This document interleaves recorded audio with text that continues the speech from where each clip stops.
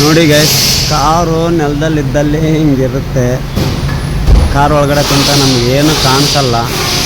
But ಈ ಥರ ಮೇಲೆ ಹತ್ಬಿಟ್ಟು ಆ ಕೆಳಗೆ ಪಾರ್ಟ್ಸ್ಗಳು ನೋಡಿದ್ರೆ ಆ ಸಸ್ಪೆನ್ಸು, ಆ ವೈರ್ಗಳು ಇದೆಲ್ಲನೂ ಕಾರು ಒಳಗಡೆ ಕುಂತಾಗ ಯಾವುದು ಕಾಣಿಸಲ್ಲ. ಯಾವುದೇ ಗತ್ತಗು, ಆಮೇಲೆ ಹಂಸು, ದಿಬ್ಬ ಇದೆಲ್ಲನೂ ನೋಡ್ಕೊಂಡು ಓಡಿಸಿ ಕಸ್ಟಮರ್ ಹೇಳ್ತಾರೆ ಅರ್ಜೆಂಟ್ ಇದೆ ಹೋಗಿ, ಅದು ಹೋಗಿ, ಇವೆಲ್ಲನೂ ಯಾರು ಕಟ್ಟಲ್ಲ ಇವತ್ತೇನಾದರೂ ರಿಪೇರಿ ಆದರೆ.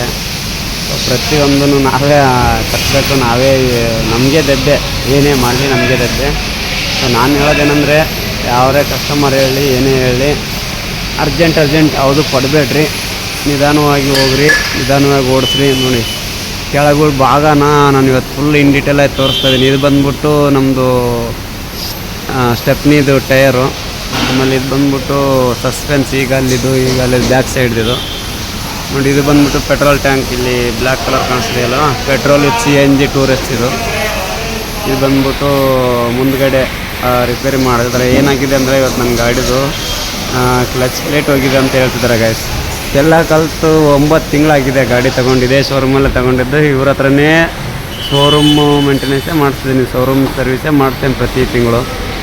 ಆದರೂ 37,000 ಕಿಲೋಮೀಟ್ರ್ ಹೋಗಿದೆ. ಅದನ್ನು ನಿಮಗೆ ಫೋಟೋದಲ್ಲಿ ಹಾಕ್ತೀನಿ.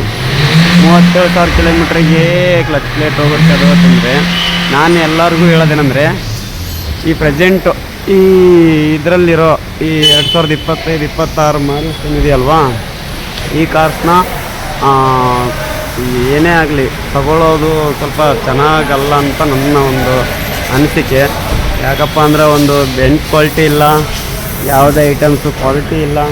ಕ್ಲಚ್ ಪ್ಲೇಟು ಮಿನಿಮಮ್ ಯಾವುದೇ ಕಾರ್ಗೆ ಆಗಲೂ 99% ಮಿನಿಮಮ್ 1 ಲ್ಯಾಕ್ ಆದರೂ 1 ಲ್ಯಾಕ್ ಕಿಲೋಮೀಟ್ರಿಗಾದರೂ ಬರುತ್ತೆ. ಅಂಥದ್ರಲ್ಲಿ ಇದಕ್ಕೆ ಇಷ್ಟು ಹೋಗಿದೆ ಅಂದರೆ, ಆಮೇಲೆ ಇನ್ನೂ ಒಂದು ಸರಿಯಪ್ಪ ಡ್ರೈವರ್ ಮಿಸ್ಟೇಕು ಆ ಮಿಸ್ಟೇಕ್ ಅಂತೀರಾ, ಇಲ್ಲ, ಡ್ರೈವರು ಏನೋ ಇದು ಅಪ್ಪಲ್ಲಿ ಹಂಪುಗಳಲ್ಲೆಲ್ಲ ಆಫ್ ಕ್ಲಚ್ ಇಲ್ಲದೆ ಮೂವ್ ಮಾಡೋಕ್ಕಾಗಲ್ಲ ಈ ಗಾಡಿನ, ಆ ಥರ ಸಿಚುವೇಶನು. ಅಂಥ ಡ್ರೈವರಿಗೆ ಕೊಡ್ಲಿಯಪ್ಪ, ನಾನು ಆಯಿತು ಬೇಕಾದ್ರೆ ಚಾಲೆಂಜು, ಅದು ಹೆಂಗೆ ಸ್ಮೂತಾಗಿ ಓಡಿಸ್ತಾರೋ ಏನು ಮಾಡ್ತಾರೋ ಮಾಡಲಿ. ಬಟ್ ಈ ಗಾಡಿಗಳು ಇರೋದು ಹೆಂಗೆ ಗೈಸ್, 3 ಸಿಲಿಂಡ್ರು ಪಿಕಪ್ ಇರಲ್ಲ. ಶೋರೂಮ್ ಮಾರ್ಕ್ ಕೇಳಿದ್ರೆ ಕ್ವಶನ್ ಅದೇ. ನೋಡಿ ಬೆಳಗ್ಗೆ 7 ಗಂಟೆ ಬಂದಿದ್ದೆ ನಾನು ಇಲ್ಲಿ ಸರ್ವಿಸ್ ಸೆಂಟ್ರಿಗೆ. ಇವಾಗ ಎಷ್ಟು ಟೈಮು 4:15 ಆಗಿದೆ. ಇವಾಗಲೂ ಇನ್ನೂ ರೆಡಿ ಇಲ್ಲ, ಜಸ್ಟ್ ಇವಾಗ ಫಿಟ್ಟಿಂಗ್ ಮಾಡ್ತಿದ್ದಾರೆ ಎಲ್ಲ ನೋಡಿ. 2027-28 ಏನಾದರೂ ಅಪ್ಡೇಟ್ ಆಗಿಬಿಟ್ರೆ ಆ ಗಾಡಿಗಳು ತಗೊಳ್ಳಿ ಅಂತ ಎಲ್ಲೋ ಬೋರ್ಡ್ಸೇ ಆಗಲಿ, ಎಲ್ಲೋ ಬೋರ್ಡ್ಸಿಗೆ ಹೇಳ್ತೀನಿ. ಜಾಸ್ತಿ ವೈಟ್ ಬೋರ್ಡ್ಸ್ ಯಾರು ಪರ್ಚೇಸ್ ಮಾಡಲ್ಲ ಇದ್ದಾವೆ ಗಾಡಿಗಳು ಜಾಸ್ತಿ.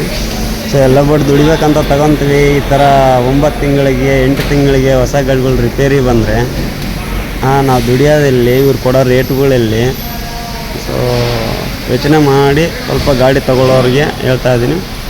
25-26 ಮಾಡಲು ಸ್ವಲ್ಪ ಅವಾಯ್ಡ್ ಮಾಡಿ. 27-28 ಏನಾದರೂ ಅಪ್ಡೇಟ್ ಬಂದರೆ ಪರ್ಚೇಸ್ ಮಾಡಿ. ನೋಡಿ ಈ ಪರಿಸ್ಥಿತಿ ಇದೆ. ಎಲ್ಲ ಕಲಿತು 9 ತಿಂಗಳಾಗಿದೆ ಗಾಡಿ ತೊಗೊಂಡು ನಾನು. ಸೊ